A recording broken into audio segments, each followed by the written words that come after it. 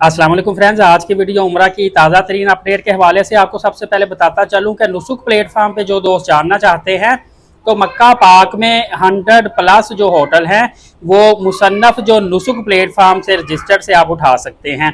और मदीना पाक में बहुत बड़ी तादाद में होटल है। अब तो ये मसला जो है वो सॉल्व भी कर दिया गया है, क्योंकि अब जो ट्रैवल एजेंटों ने पहले तो खुद रजिस्टर किए हुए थे ना होटल, नुसुक पे रजिस्टर नहीं थे लेकिन मुसन्नफ थे, वो सऊदी टूरिज्म वाले एक्सेप्ट नहीं कर रहे थे, अब एक्सेप्ट करना शुरू कर दिया है। इसका बेनिफिट ये है कि अब आपको गेस्ट रूम भी मिलेंगे, बिल्डिंग भी साथ ही मिलेंगी, 1 से लेके 5 स्टार होटल तक भी मिलेंगे।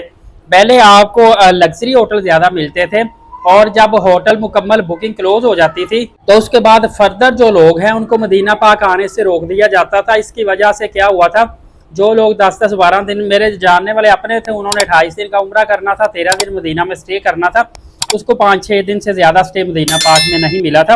अब ये सिस्टम खैर खत्म हो चुका है।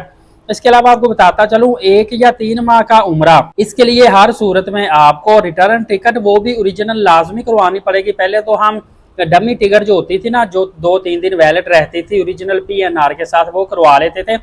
अब बकायदा वेरिफिकेशन होगी रिटर्न टिकट आपकी, और कोशिश ये भी करनी है कि सेम एयरलाइन की टिकट हो, फिर मसला नहीं बनेगा, वरना इमिग्रेशन में जाके काफ़ी इशू आ जाते हैं। तो कोशिश करें कि आपने रिटर्न टिकट लाजमी करवानी है, सेम कंपनी की एयरलाइन जिस पे गए हैं उसी एयरलाइन की टिकट आपने लाजमी करवानी है।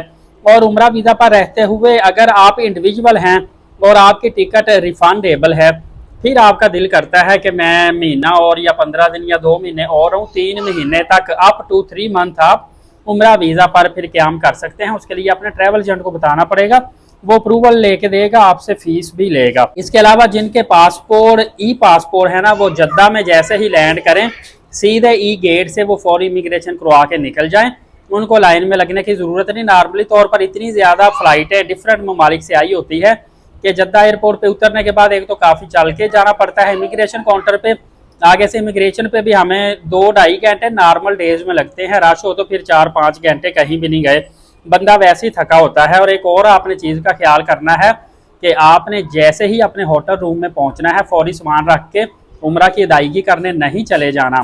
कोशिश करें 3-4 घंटे आप आराम करें दम का ख्याल रखते हुए, उसके बाद जब आप रिलैक्स हो जाए फिर उम्रा करने जाएं, क्योंकि उम्रा पे भी आपके 3-4 घंटे लग जाने हैं। मताफ में जाना, फिर सफ़ा मरवा पे मेरे ख्याल से कोई 50 मिनट पक्के लग जाते हैं, उसके बाद हलक करवाना, फिर चलना आपको काफ़ी पड़ता है। इसके अलावा अगर उम्रा के दौरान नमाज का टाइम आ गया तो आपको पता है हर जगह बैरियर लगा के रास्ते बंद कर देते हैं, तो आप भी रोक देते हैं, तो फिर आपका तकरीबन पौना घंटा 1 घंटा एक्स्ट्रा लगेगा। इन चीज़ों की आपने एहतियात करनी है। और फर्दर एक बहुत बड़ी डिस्काउंट प्रमोशन आने वाली है, चंद दिनों के अंदर अंदर अचानक से आ सकती है, लिहाजा आपने एलीट साकिब यूट्यूब चैनल को सब्सक्राइब रखना है ताकि सबसे पहले आपको इन्फॉर्मेशन मिल सके। नमाज कायम करें, नबी पाक सल्लल्लाहु अलैहि वसल्लम पे रोज़ाना कसरत से दुरूद पाक भेजा करें और कुरान करीम की तिलावत करते रहा करें। इजाज़त, शुक्रिया, जज़ाकल्लाह।